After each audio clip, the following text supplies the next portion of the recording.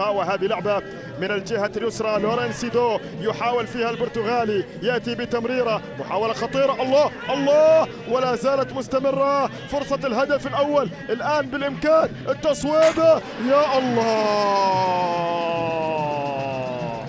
جواو بيدرو يبدأ المهمة ويسعد القمصان الحمراء.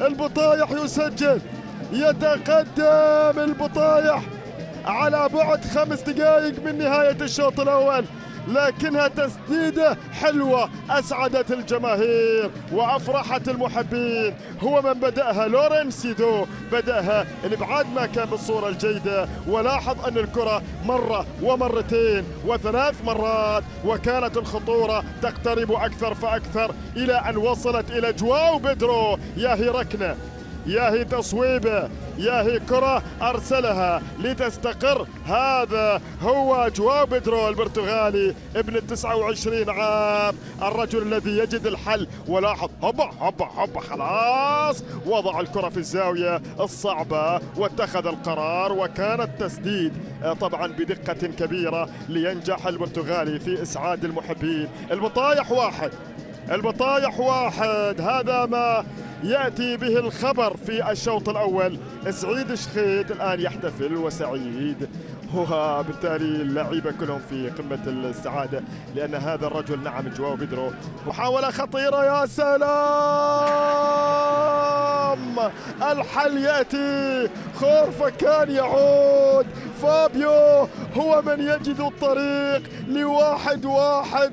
هنا النسور تعود إلى المباراة، تسعد المحبين في المدرجات الخضراء. يعود خورفكان في اللحظة المناسبة.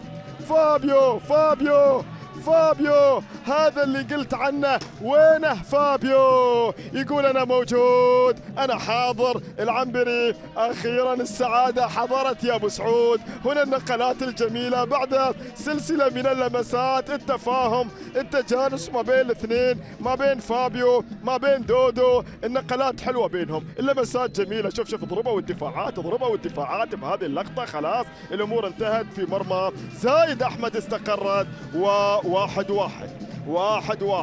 زايد أحمد ذهب في مكان والكرة اتجهت في مكان آخر، والاحتفال من جانب فابيو بالعودة. وين فابيو؟ فابيو موجود. وين فابيو؟ تساؤل اللي يقول وين فابيو؟ فابيو موجود، نعم، يحتفل بهذه الصورة وسعيد جدا بهدف التعادل للمحترف. كرة عالية في منطقة خطرة خطرة خطرة، الله الله. البطايح في أمسية عودة الانتصارات اللي غابت في الجولات السبع الأخيرة. البطايح يسجل، واحتفال الكل، حتى الطفل الصغيرة تحتفل. ياهي أفراح. أناتول الكاميروني، الاستلام رهيب والنهاية أجمل، الاستلام رهيب والنهاية أجمل. والسعادة هني، السعادة الكبيرة من الأسرة اللي قاعدين يشوفون المباراة يتابعونها. لكن شوف الاستلام بهذه الوضعية، الله على الاستلام والله على النهاية. كلام كبير، كلام كبير كبير كبير يا ناتول. خلصها بصورة جميلة، يعيد السعادة للقمصان الحمراء. رهيب في استلامك ورهيب في نهاياتك للكرة الجميلة اللي وصلت. مدافع خورفكان فقد اتزانه، لا زال روسك سقط في هذا المكان، وأتاح المجال والمساحة للهداف الكاميروني الذي وصل إلى الشباك. ولاحظ الله الله الله، السعادة عند الأسرة، عند الطفلة، عند الوالدة، عند الجميع من جانب أناتول. سعداء جدا بهذا التقدم، وهنا كذلك التشجيع والمؤازرة والفرحة من أتت للبطايح في الانتقالات الشتوية. خطيرة، الله. النسور مرعبة في دورينا، النسور مرعبة في دورينا. يعودون للمباراة، التعادل 2-2.